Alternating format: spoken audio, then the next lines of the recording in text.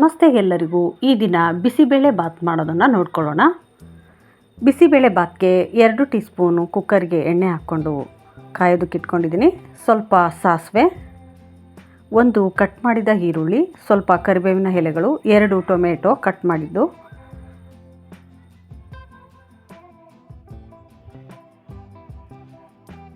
ಎಲ್ಲವನ್ನು ಫ್ರೈ ಮಾಡ್ಕೊಳ್ಬೇಕು. ಸ್ವಲ್ಪ ಇಂಗನ್ನು ಸೇರಿಸ್ತಾ ಇದ್ದೀನಿ.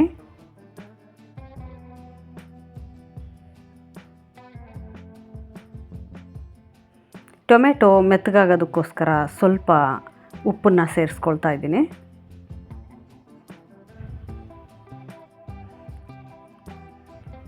ಎರಡು ಟೀ ಸ್ಪೂನು ಶೇಂಗಾ ಬೀಜವನ್ನು ಹಾಕ್ಕೊಂಡಿದ್ದೀನಿ.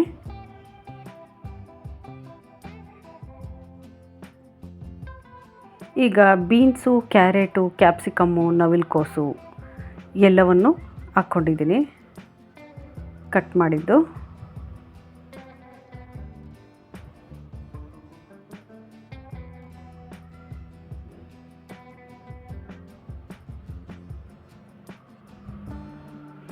ಎಲ್ಲವನ್ನು ಚೆನ್ನಾಗಿ ಸಣ್ಣ ಉರಿಯಲ್ಲಿ ಮಿಕ್ಸ್ ಮಾಡಿಕೊಂಡು ಫ್ರೈ ಮಾಡ್ಕೊಳ್ಬೇಕು. 2 ಟೀ ಸ್ಪೂನು ಹಸಿ ಕಾಯಿ ತುರಿ ಕೂಡ ಹಾಕ್ಕೊಳ್ತಾ ಇದ್ದೀನಿ.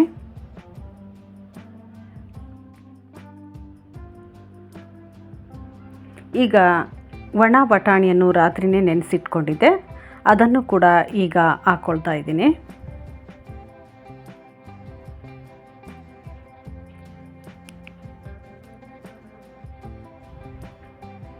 ಇದು ಬಿಸಿಬೇಳೆ ಬಾತನ್ನ ಕೆಲವರು ಅನ್ನ ಮತ್ತು ಬೇಳೆ ಎಲ್ಲವನ್ನು ಬೇರೆ ಬೇರೆ ಬೇಯಿಸಿ, ತರಕಾರಿನೂ ಬೇರೆ ಬೇಯಿಸಿ ಮಾಡ್ತಾರೆ.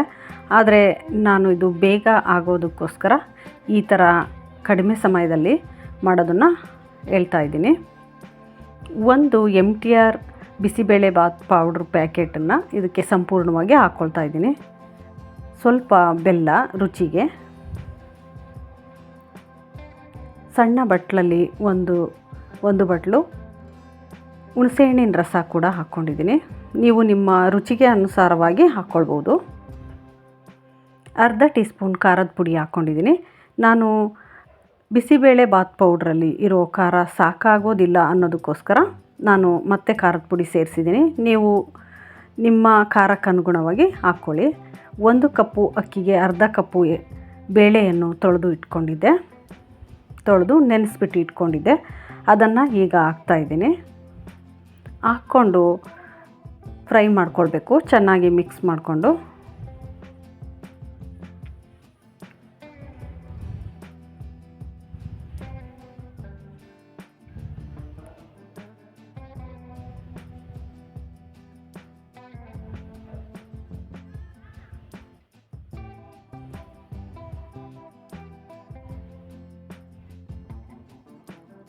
ಈಗ ನಾನು 1 ಕಪ್ಪು ಅಕ್ಕಿ ಮತ್ತು ಅರ್ಧ ಕಪ್ಪು ಬೇಳೆಗೆ ನಾನು 6 ಕಪ್ಪು ನೀರನ್ನು ಹಾಕ್ಕೊಳ್ತಾ ಇದ್ದೀನಿ.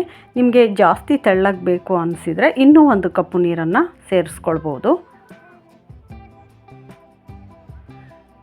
ಎಲ್ಲವನ್ನು ಚೆನ್ನಾಗಿ ಮಿಕ್ಸ್ ಮಾಡಿ ಕುದಿಯುವವರೆಗೂ ಬೇಯಿಸ್ಕೊಳ್ಬೇಕು.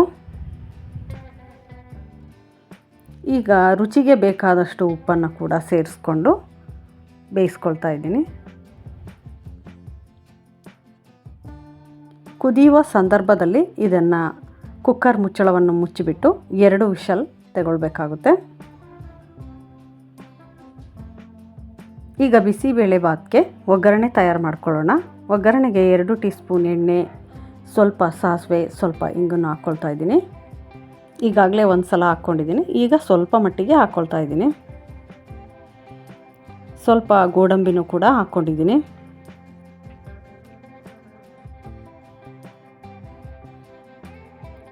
ಸಣ್ಣ ಉರಿಯಲ್ಲೇ ಬಾಡಿಸ್ಕೊಳ್ಬೇಕು. 2 ಕಟ್ ಮಾಡಿದ ಒಣಮೆಣಸಿನ್ಕಾಯಿನ ಕೂಡ ಹಾಕ್ಕೊಂಡಿದ್ದೀನಿ.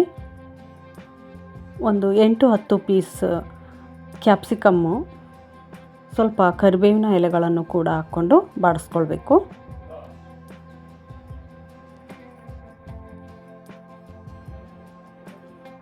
ಈಗ ಎಲ್ಲವೂ ಚೆನ್ನಾಗಿ ಬೆಂದಿದೆ, ಅಕ್ಕಿ, ಬೇಳೆ, ತರಕಾರಿಗಳು.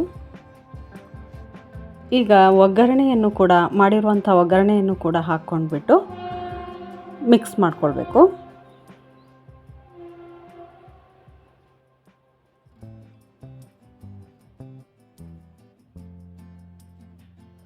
ಮೇಲೆ ಕೊತ್ತಂಬರಿ ಸೊಪ್ಪು ಕೂಡ ಹಾಕ್ಕೊಂಡಿದ್ದೀನಿ.